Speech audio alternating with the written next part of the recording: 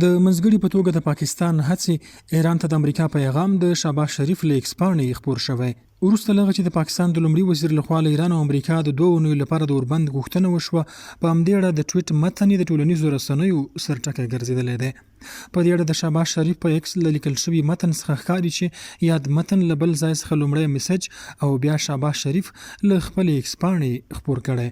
د فوربس نړیوالې مجلې د خبر له مخې د اوربند غوښتنې په متن کې لیکل شوي مسوده په ایکس کې د پاکستان د لومړي وزیر پیغام چې ښیي دغه متن شهباز شریف خپله نه دی لیکلی.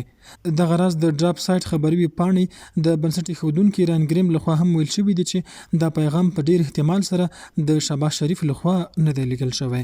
هغه یادونه کړې چې د لومړي وزیر خپل کارمندان شهباز شریف ته د پاکستان د لومړي وزیر په نوم خطاب نه کوي او دا پوسټ ممکن د امریکا او یا د اسرائیل لخوا لیکل شوی وي.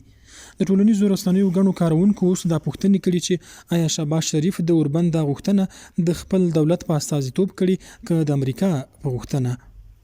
دغه راز ګڼو د ټولنیزو رسنیو کارونکو په تمسخر ډول ویلي دي چې د شهباز شریف په ایکس پاڼه کې د امریکا ولسمشر ډونالډ ټرمپ هم اډمین دی. تیر شپه ناوخته د امریکا د ولسمشر له لوري ایران ته ورکړل شوي ضرب الاجل له پوره کېدو سره سم د شهباز شریف د منځګړیتوب هڅې پیل شوې چې ایران او امریکا دواړه په یو دوه اړخیزو 2 اونیز اوربند سلا شول.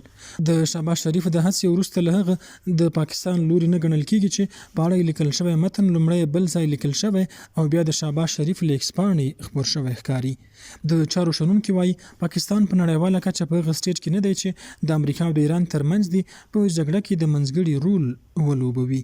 پاکستان د دې ظرفیت نه لري چې د دومره لویې جګړې مخنیوی دی وکړي او په هغه کې د دوی بحث وکړي.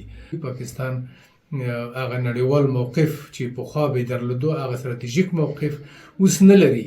هخواګانو ایراني رسنیزو فعالانو هم د منځګړي په توګه او د اوربند په اړه د پاکستاني چارواکو هڅې له منافقت څخه ډکې بللي او خپلو چارواکو ته مشوره ورکړې چې باور پرې ونه کړي.